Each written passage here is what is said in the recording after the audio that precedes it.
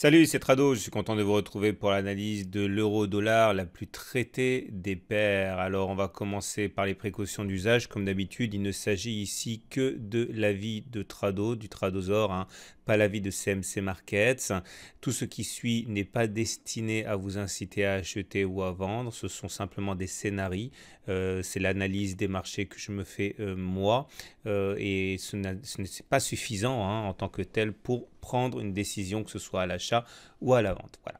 Alors, on va commencer par les données hebdomadaires sur l'euro-dollar. Comme on peut le voir, on se rapproche dangereusement du haut du canal gris. On ne peut pas savoir hein, si on va aller le toucher ou pas, mais en tout cas, il est clair qu'un contact avec le haut du canal gris n'aurait rien de surprenant. D'ailleurs, les premiers dégagements ont déjà commencé à avoir lieu. En tout cas, la baisse est effectivement marquée hein, depuis quelques semaines, tout en laissant la porte ouverte à une dernière poussée haussière pour aller chercher les 1,25 hein, par là, puisqu'effectivement ça correspondrait à un sommet assez pertinent. Hein. On est toujours en données hebdomadaires ici, mais j'ai fait un zoom. Et comme on peut le voir ici, hein, la tendance au regard de l'Ishimoku, elle est haussière. Vous voyez, on est au-dessus du nuage qui monte. Ça, c'est une chose certaine. On voit par transparence ici le haut du canal gris. Ce qui s'est passé cette semaine, c'est un enfoncement d'un support important ici, hein, qu'on avait repéré la semaine dernière, correspondant à un sommet ici, hein, qui a été résistance. Comme vous le savez, hein, quand on casse une résistance, elle change de polarité, devient support. Et alors qu'on avait préservé ce support la semaine dernière, en rebondissant d'ailleurs hein, sur la Kijun et sur la zone, eh bien on a enfoncé hein, cette semaine. Alors le coupable est à chercher du côté des fondamentaux hein, de l'activité européenne hein, qui s'est révélée beaucoup moins solide que ce qu'on espérait, avec des indices d'activité qui se sont un petit peu affaiblis. Et donc ça a pénalisé l'euro, puisque si la zone européenne est moins vivace, on va dire, sa monnaie a tendance à s'affaiblir. Et puis, on voit qu'on est arrivé directement sur le support suivant. Alors, je vais essayer d'être assez clair par rapport aux différents supports possibles.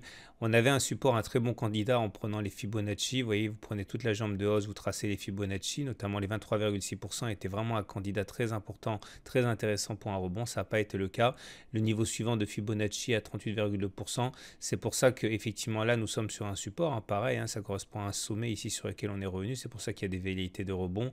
Mais si jamais ce support casse, eh bien un retour sur la zone ici des 38,2% de Fibonacci qui correspond à un autre support ici qui a déjà fait office de zone de rebond pourrait être intéressant. En plus, ça correspondrait au haut du nuage. Donc là, il peut sans doute s'agir d'une zone où il y aura des acheteurs.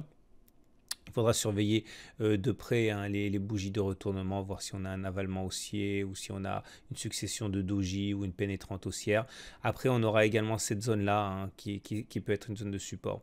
Alors, de manière générale, hein, lorsque l'on travaille sur le Forex, il faut avoir une stratégie assez ouverte, hein, c'est-à-dire que voilà ce que moi j'aurais tendance à faire, mais encore une fois, ce n'est pas une incitation. Hein, c'est que si je décide, par exemple, d'entrer sur une zone de support, j'ai tendance à déjà prendre des bénéfices hein, partiels et remonter le stop dès qu'on remonte 23,6% de la jambe. Hein. Par exemple, si je devais acheter sur les niveaux actuels, hein, eh bien, les Fibonacci à l'envers, hein, comme ça me donne les 23,6% de Fibonacci, j'aurais tendance à prendre déjà des bénéfices partiels sur ces 23,6% et à remonter le stop loss de manière à limiter la perte, parce qu'encore une fois, hein, on ne sait pas sur quel niveau et le rebond va être effectif, donc il peut être légitime de remonter le stop assez rapidement.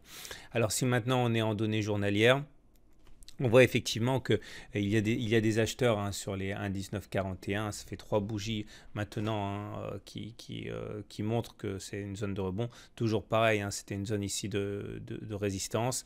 Une fois que ça a été franchi ici, ça a changé de polarité, ça joue un rôle de support, donc là encore ça joue un rôle de support. Donc là, ceux qui envisagent d'acheter, effectivement, ont trouvé sans doute un support intéressant sur ces niveaux. Si on devait casser les plus bas de la bougie de vendredi, à mon avis, on risque de plonger jusqu'au niveau suivant qui serait à peu près ici, hein, les 1,1742, c'est une zone qui correspond, vous l'avez compris, hein, aux 38,2% de Fibonacci ici, et puis une zone de support hein, qu'on a déjà identifiée, hein, donc ici ça peut être intéressant aussi. Si on descend encore d'une unité de temps et qu'on va chercher les données 4 heures, Là, par contre, la tendance, c'est les baissières. Donc, la logique voudrait que sur cette unité de temps, vous soyez plutôt à la recherche de signaux vendeurs. Le problème, c'est que vous l'avez compris, on est sur une zone de support. Ici, donc, shorter sur ces niveaux est dangereux. Donc, il s'agit d'une zone ici où il est assez périlleux de shorter puisqu'on est sur une zone de support. Par contre, en cas de rebond, éventuellement, si vous tenez vraiment à shorter, vous avez un point d'entrée éventuellement où il y aura des vendeurs. Ça me semble assez clair. C'est sur 20,59 ici, par là. Toujours pour la même raison, hein, ça a été un support, ça a été cassé, donc ça a changé de polarité, c'est devenu résistance. Dans la même veine, hein, vous avez cette zone-là ici à 21,82, 83, qui pourrait être une zone de short pour aller chercher à nouveau le support gris ici, hein, pour les mêmes raisons. Vous voyez, ça a été résistance, ça a été support, ça a été cassé, c'est donc devenu résistance. Donc de toute manière, hein, comprenez bien que sur les zones actuelles, shorter c'est dangereux. Par contre, sur repli, ça pourrait se justifier. N'oubliez pas qu'à chaque fois que vous décidez de prendre une opération de trading à la hausse ou à la baisse, hein, il faut que votre stop loss soit tel que vous pouvez gagner plus si vous avez raison que vous ne perdez si vous avez tort. En l'occurrence, ici, si on veut simplement et à titre pédagogique, hein, illustrer, si vous rentrez short sur cette zone-là, il faut que votre stop loss soit tel qu'il soit beaucoup plus faible que la zone entre la ligne bleue et la ligne grise, hein.